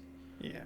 I mean, we had this discussion year. earlier this year because we're like, oh, Edmonton's starting slow again, but then it just kind of kept not going right for them. And we're like, is it too late for them to bounce back? Like it's really not looking good. And then of course now they're looking just fine. So now that they've got Stuart Skinner, yeah, or got rid of him rather, Tristan Jarry. Mm-hmm. Although didn't he get hurt? I don't know. Oh, I think he did. Yeah. I think we were talking about that with Ingram and all that. But anyway, yeah, great start for him. Again, a point per game player. No surprise there. Just I thought that one was worth highlighting. And then had a couple of recent signings. I think I mentioned a few of them. The Texier extension and had a couple others. The Broberg one as well. Jonathan Aspero, a longtime AHL player. He finally kind of broke through with the Bruins this year, and so he signs 6 years an in extension. AHL or something. He was 5 or 6. Yeah. Yeah. He's only 26 years of age, but yeah, lots of time with Providence. So good for him. Good for him. 2 years, 887,000. So it's like, sure, why not? I'll give you that money. Absolutely. He's probably just happy to stick around. He's like, now I have some security in the NHL. Yeah. Or I guess. Love to see those type of deals. Yeah, I assume it's like I don't know how the contract. Oh, if it's a one-way deal or yeah. I mean, he probably still has to clear waivers. I would think so at his age. So it doesn't say if it's a one-way or a two-way deal. It's probably a one-way. Yeah. Yeah, it doesn't say. He got more money than James Reimer. James Reimer signs with Ottawa 1 year, $850K. They are still without Linus Ullmark, so they're running Levy Marilainen and Ullmark. And Levy, I think he started like his 7th straight game or 8th straight game today, but he's posting the shutout as of right now, so I guess they made the right choice. And yeah, Reimer, sure, serviceable, backup. Don't have to bring up Sogard. I don't have a huge problem with that.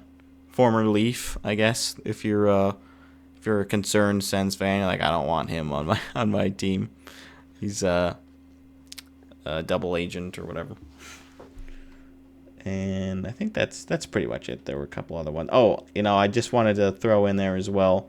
Last week we mentioned Zamula turns that trade and then buyout into a deal with Columbus. So apparently because we were joking his name's spelled Igor with a Y, but recently came out he would prefer if it be spelled Igor, Egor. So we were talking about Chinikov as well. I think he's like the only other Y spelled Igor, because the way like that the Cyrillic alphabet works out, like there's not a direct translation for those type of names. There's a couple different variations that you can have. So that's what he prefers. I just kind of thought that was funny. We just happened to kind of mention that, and then he goes, I actually prefer to not spell it that way. You know, they were talking about this on this podcast. yeah, do enlighten us. I wanted to clear the air about. These guys sound really smart. Score update: Rasmus Dahlin with a power play goal, 4-1 Sabres. That's a 2-goal game. Again. Wow, Scored again. Another power Two play goal. goals for him. Yeah, wow. You're having a good night in fantasy for sure, then. Yep. I don't need it though this week. Yeah, save it for another save week. it. Can you do it Monday? Yeah, exactly. I know. I always feel that way. Never getting the best possible points when I need them. Yeah. I just like to think I'm getting my points for numbers stacked up on the standings page. Raising the tiebreaker. Yeah. Which I don't think you'll probably need to worry about a tiebreaker, at least as far as getting into the playoffs. Maybe for seeding, potentially. Yeah. There's so many games, though. Like, having the same record by then probably won't be likely, but who knows? Yeah, I mean, how many more weeks do we have left? We've got to have, like... there's only, like, 2 weeks in February that have NHL action, and there's not many games either. So you're probably looking at another 12 weeks, I think. It sounds about right. And there was a schedule or something on here. We're on. There's gotta be week 15. I'll play Sandroni next week. Oh boy. I can just tap through, I guess, and see. Week 21 is the last of the regular season for fantasy. So we only have 8 weeks left. 7. 7. 8 including this week. Yeah. Yeah. All right, so not as bad as I thought. Week 15. Oh, Rangers He finally also scored. put and a trade on here. Yeah, there was an kind of a strange trade. I don't think we ended up really discussing it in the group chat, but it's between Chicago and San Jose. Chicago receives Ryan Ellis's contract, Jake Furlong, defenseman, and a 2028 fourth-round pick. And San Jose receives a 2028 seventh-round pick, defenseman Nolan Allen, and goaltender Laurent Brossoit, who I don't believe has played in the NHL this year, and so he's played a little bit in the AHL. So yeah, this was a weird one. Like, we got late draft picks in a couple years swapping. We've got a couple defenseman prospects, and then a cap dump and a goaltender change, with no goaltender going back for Chicago. So moving parts. Yeah, that's why I was like, this is I a feel very like they did interesting trade. All the different things you can do in a trade except retain salary. Yeah. They trade a goalie, trade a dead contract, trade some prospects, trade some draft picks. That's all there. The only thing would be there's no like mainstay like NHL player. Like, there's just no like a roster player here. I mean, Brossoit, like, I think he still could be a decent goaltender in the NHL. So we'll see if he gets called up to San Jose. They're rocking with Askarov and who's the other goaltender for them? Now I don't remember. I'm usually pretty good about that, but it starts to get a little a little murky for me. Oh, Nedeljkovic, yeah. That's right. Oh, and Carey Price's contract, too. Oh, yeah. And they bought out Martin Jones, so I guess they've got his deal, too. Buried penalty. Oh, Brassois. That's interesting. Anyway, I thought so. I thought that was worth mentioning, just because it was again very, very peculiar trade, and I don't know how long it takes to get to that point where you can agree on all those different components coming together, and it's like this all adds up to being about fair compensation for our package. I wonder how much back and forth it was. Like, I think what we really need is a 2028 fourth to really balance things. I really need that sweetener. Yeah, it's like, that'll make it. Like, oh my God, Kyle, you are killing me. Please, we gotta get something done here. Yeah, I don't know, like there doesn't seem to be much urgency there with any of that. Those pieces, so yeah, it's just like what funny. Started it with like, all right, when you get rid of this dead cap money, and what's it gonna take? And they're like, well, if we take that, we want this and this. It's like, well, if we're giving you that, then we need a little bit back. We might as well get that guy, and yeah, that's got to be how it kind of goes. So who's the winner? I have no idea. Cap dump team. I mean, whoever freed up the cap space. I'd probably lean towards the Sharks because they dump Ellis, so that's like one of their like retained contract slots that they don't have to worry about, and they gain like the only NHL player. I think like Furlong could be decent. I definitely heard that name, and I'm just not really familiar with them. He's played the last 2 seasons in the Barracuda, and not stellar numbers. 66 games played, 1 goal, 7 assists, 8 points, and a -14. Stuff because I don't know enough about like what was that AHL Barracuda team looking like last season. I have no idea, but so it could have been a bad team. But yeah, I'd lean towards San Jose. I don't think it's one where we're gonna look back and say, wow, what a trade. They got rid of Furlong, or wow, they grabbed Allen and just like a nothing deal. But that's what can make it really fun, looking back and like you'll be part insignificant of a trade trades tree someday. Yeah, exactly. Me, I was involved. Yeah. No, but these guys anyway, very, very fun. This was fun too. I think we gotta talk about the little kid fight, bringing up the AHL. You might have already seen this making the rounds, but at the Hershey Bears game recently, they had the the little hockey, the Timbits or whatever American equivalent it is to having the youth hockey players come out, and the kids got into it. They were really fighting and tackling each other, and didn't seem like there were any coaches or referees of any kind that were going to be breaking things apart. The video is quite... It again, I think we talked about it earlier. It's funny because nobody, as far as we know, got like seriously injured, but it's also like you can't let these kids just be wailing on each other like that the whole time.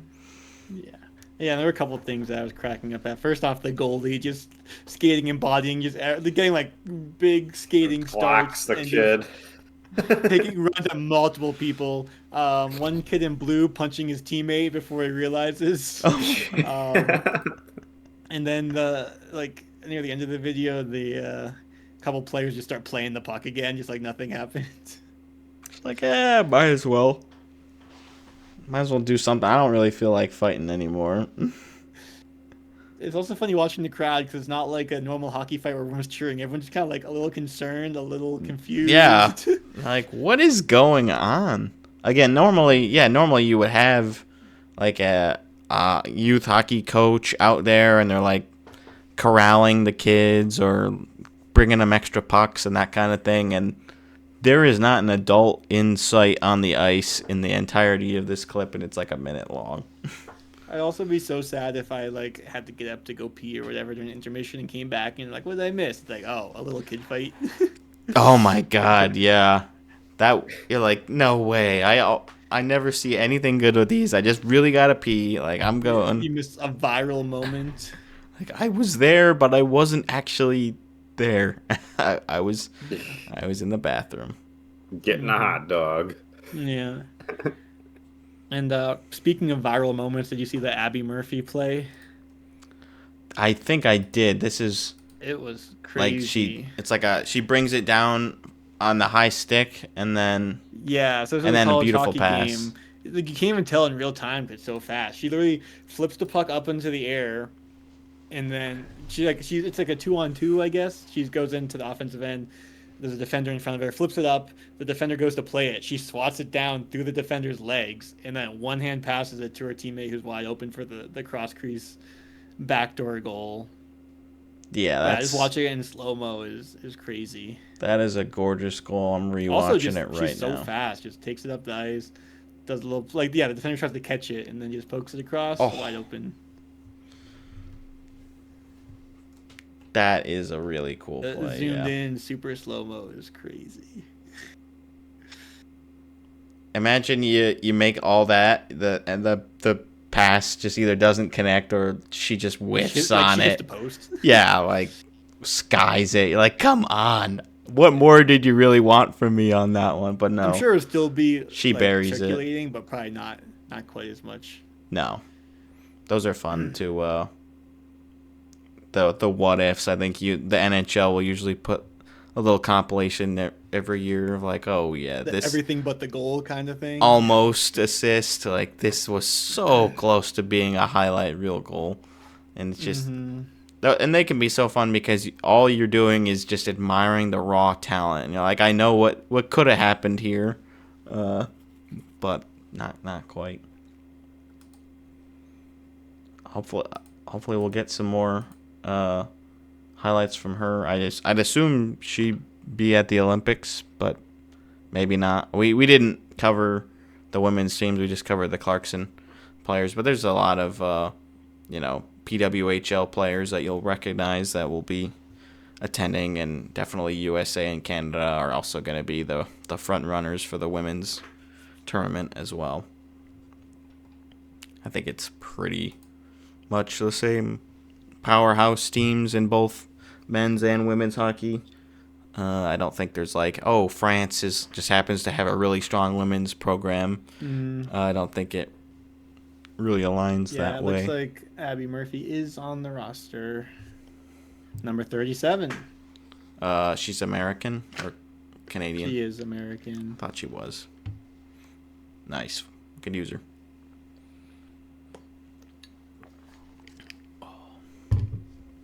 That's great.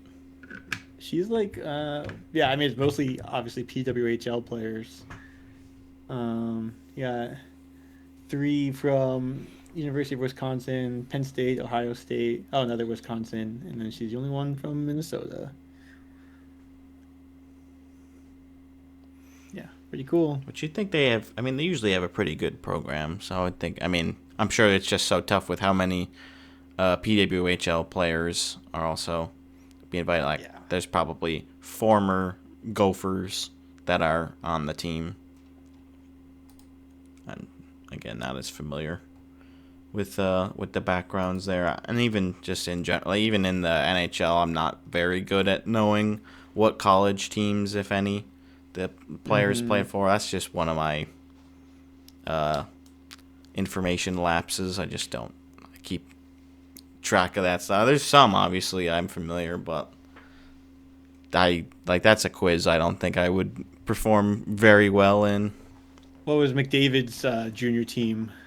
Erie Otters. Yeah, that's like one of the only ones I know. And but Crosby wasn't he Wilkes-Barre? Wilkes-Barre, Scranton. Well, that's the AHL. That's club. What am I thinking of? I mean, he's from like Nova Scotia, so I don't know. Oh yeah, he's where like Marchand was. Yeah, Halifax. Or no, Cole Harbor. Clearly, I'm not good at this either. But I don't know what junior team Crosby played for. Rimouski Oceanic. I would not have gone that QMJHL. We talked about that because they named their player award after, or their MVP award after Crosby. We mentioned, I think we do mention that. I can't remember a while back. We talked about it anymore. It's usually only when it pops up again that I'll be like, I'm pretty sure we mentioned that, but I'm sure. Well, even there was one that was like, we've talked about something before, and you're like, I don't remember, and then you went back and found it. So I guess it goes both ways. I'm not putting in the clip for this one. You'll just have to trust me. Yeah, if you want to check, you can go check. Yeah.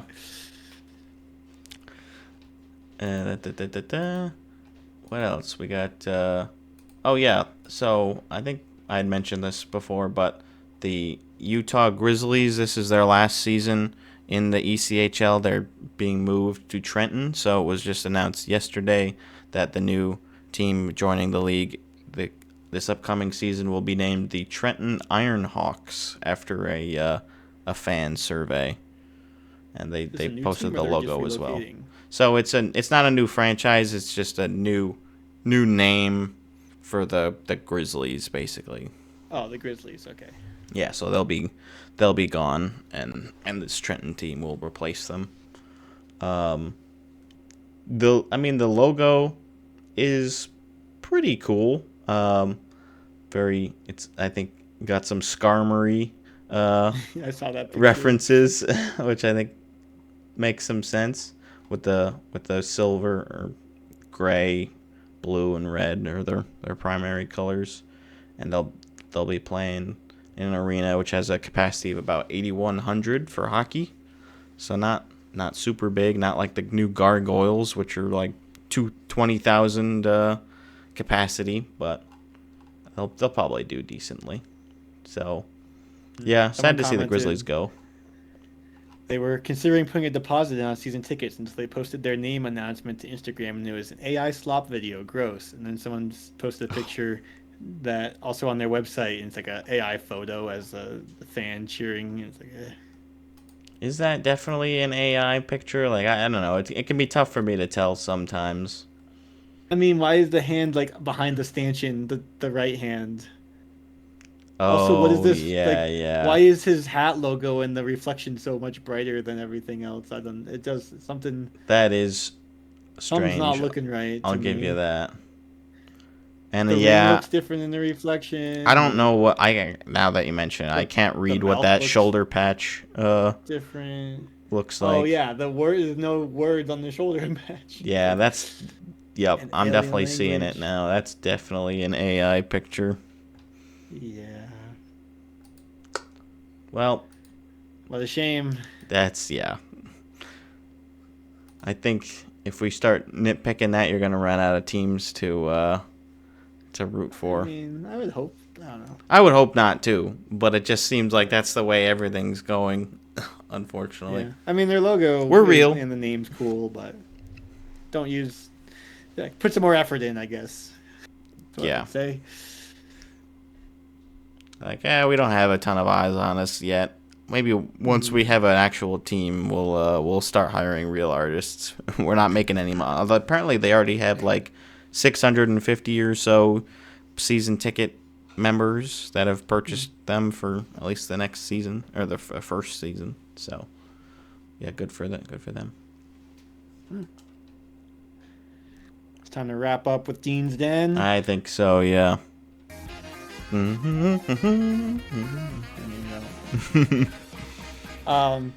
So another continuing theme, because we had a shootout. What was it? And the whatevers, the right? whatevers, I think, was a shootout. Yeah. Last week, so we have a shootout in both the games this week. Oh. Lots of shootouts. This is the I think this was Saturday night. Ice Monkeys. I was gonna put the sound on for one of the parts. I'll wait. I guess we can keep the sound off for now because it's obviously kind of funky. But that's a little drop pass. Oh, I look got at an all open that shot. open I didn't shoot space. at his chest.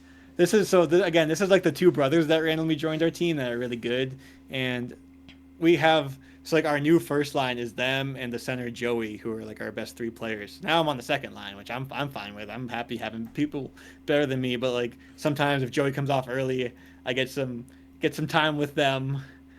So I mean, look at just like the one touch pass, and they obviously have great chemistry. And then like all the time in the world, just open. I was going for the top left, didn't get quite up there, but I got it to the blocker. But better than shooting it at his chest, I guess. And then It was the right call. So remember last shootout attempt, I had the move, I beat the goalie, but then I just couldn't like corral the puck. Yeah. So I have this breakaway here. Just get around him, fighting for it, try the same move, and same exact thing. No. But don't worry, the story doesn't end here. Ooh. This is where I was gonna put the sound on. I like go into the boards, and at the time I was like, oh, I was like kind of smooth what I did, but then watching back, I'm like, oh, that doesn't look smooth at all, but it felt smooth in the moment.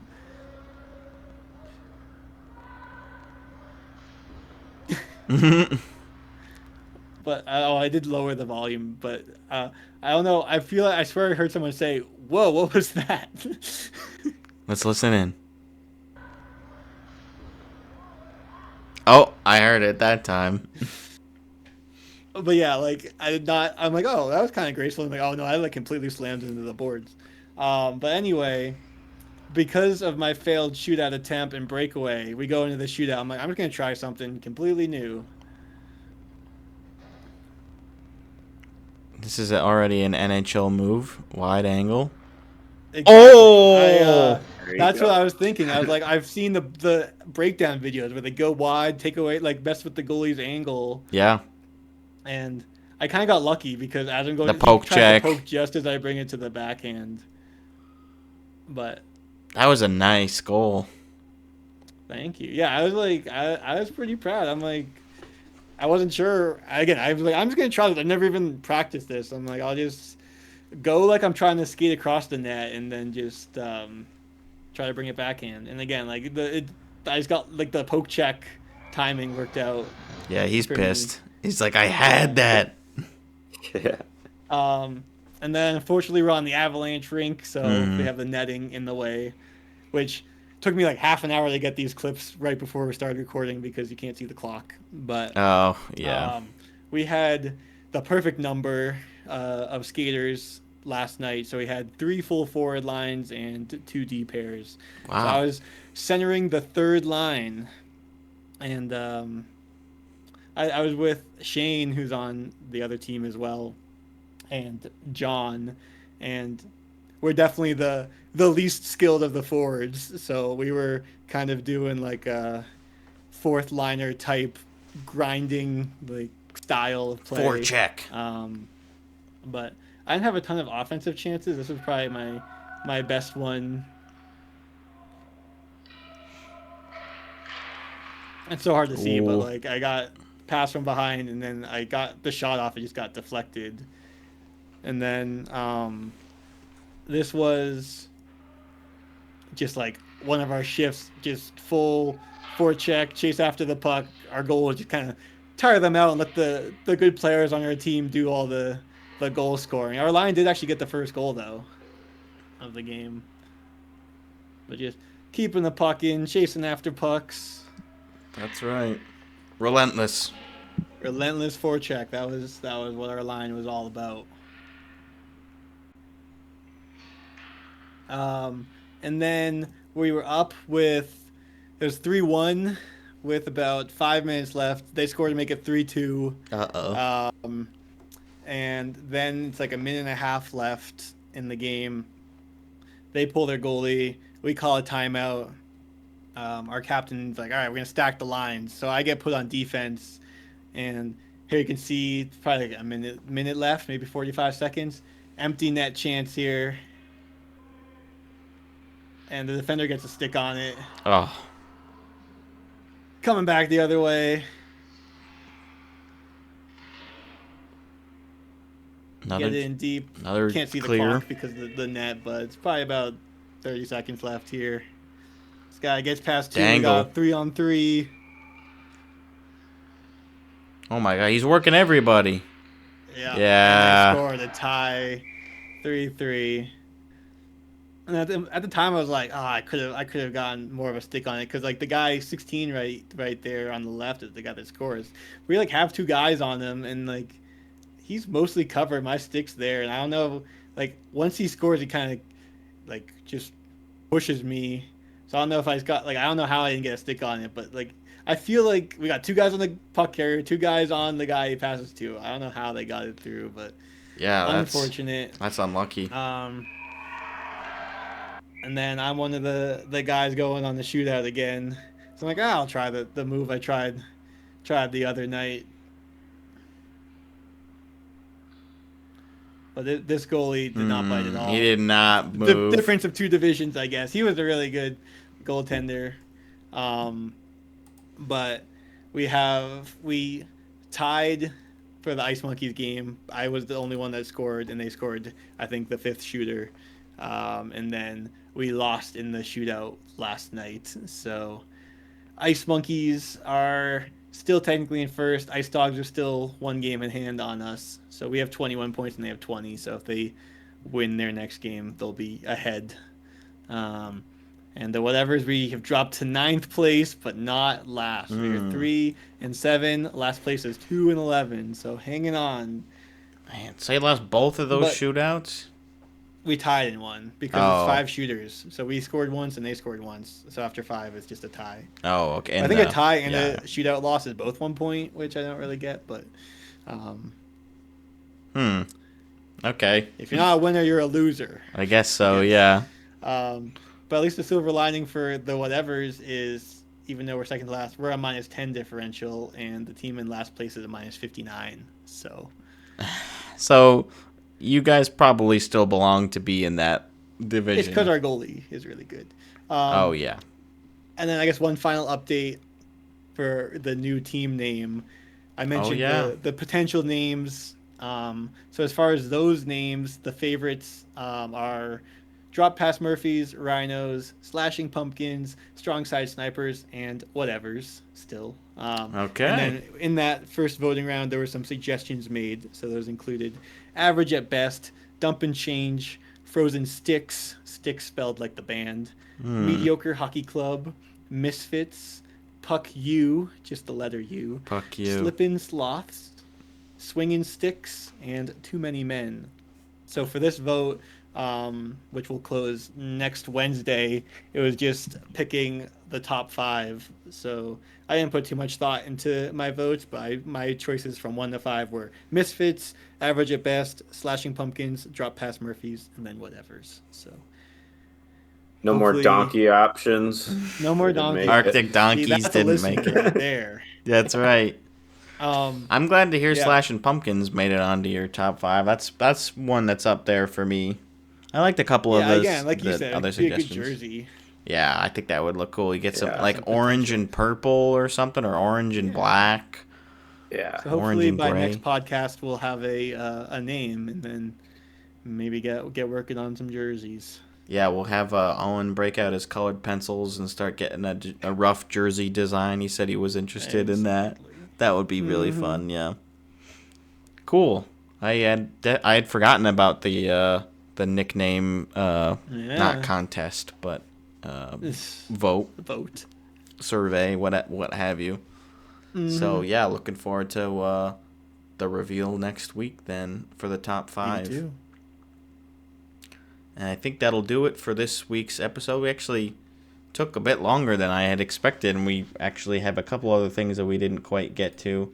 We'll talk about the jersey retirement for Chara next time then, since that's happening tomorrow. That's all we've got on that one, but we'll come back to it. And yeah, other random odds and ends. Well, it'll have happened by the time you hear this, but oh, true. Yeah, it's only Wednesday. Okay. Thanks, everybody, for watching. Please like, comment, subscribe if you haven't done so already. Check out the voice line and the email as well. We've got lots of good stuff to interact with us. And, yeah, we'll catch you guys next week. Thank you. Go Sabres. And go Bills.